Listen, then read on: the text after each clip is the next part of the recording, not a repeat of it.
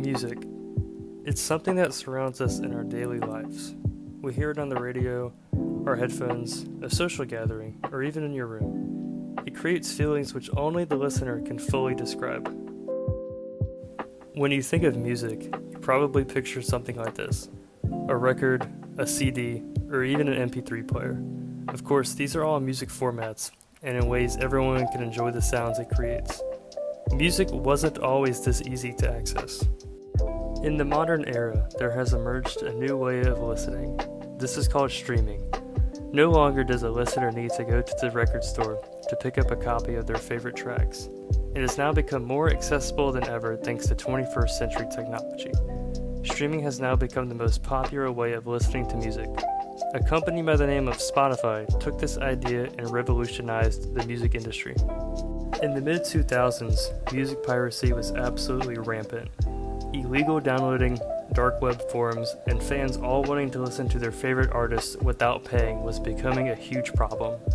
Platforms such as Napster and LimeWire were directly hurting artist sales by essentially eliminating the middleman and posting directly online to the listener without any form of payment whatsoever. Something needed to be done. Sweden, 2006. Two men, Daniel Ek and Martin Lorentzen, wanted to change the piracy of music and create their own platform which would eliminate illegal downloading and create a more legitimate way of listening to artists all around the world. Their idea would later become Spotify. Beginning in 2008, the two men began to develop the platform, which we know as Spotify. For a fee of just $10 a month, users could gain access to around 30 million songs. Artists can now get actually paid for their original creations. Spotify did not become a global superpower overnight. It did start small, but soon rapidly expanded across Sweden and the rest of Europe. It later offered a regular payment plan as well as a free version which contained ads in between tracks. This attracted more casual listeners, gradually increasing its customer and user size. Around 2015, streaming had become the leading way of accessing music over physical copies and downloads.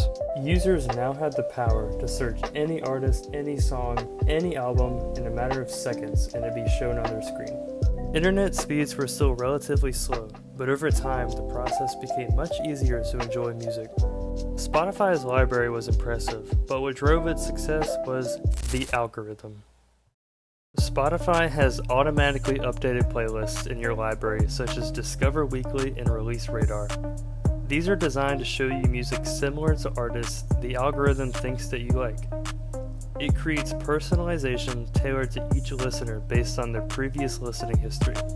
Spotify also creates daily mixes based on different genres that you listen to. These are also automatically updated as well.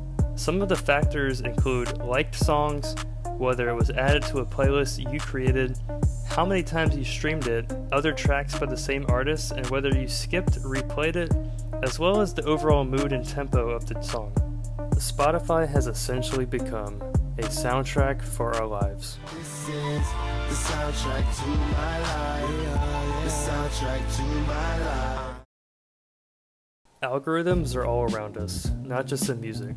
Think about the last time you purchased an item online. Were you shown an ad prior to which perhaps made you think of that?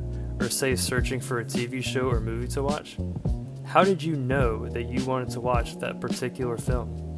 These are all questions which can be explained by the algorithms in the digital world that we live in today. If you were an upcoming artist, getting your name out there and receiving recognition is one of the hardest parts. How can you be successful if nobody knows who you are? Say you got put on the Rap Caviar playlist, which Spotify creates to give lesser-known artists a chance to be heard by millions. It would create exposure for you even if a majority didn't know who you were. But Rap Caviar, like other Spotify-generated playlists, allows for that opportunity. However, for those same reasons it has drawbacks. Spotify's algorithm decides who gets featured and who does not. Some may find this controversial or unfair. It begs the question, how does Spotify get to decide who gains exposure and who stays a nobody? You could argue that it is a case of user profiling as the platform is designed to be tailored to the listener's needs.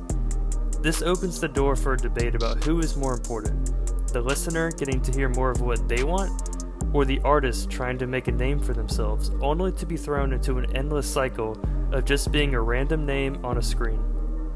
This can unfortunately cause artists to try to alter how their songs sound based on what they think Spotify will recommend to millions of users, which could potentially take away creativity. One example is the length of songs.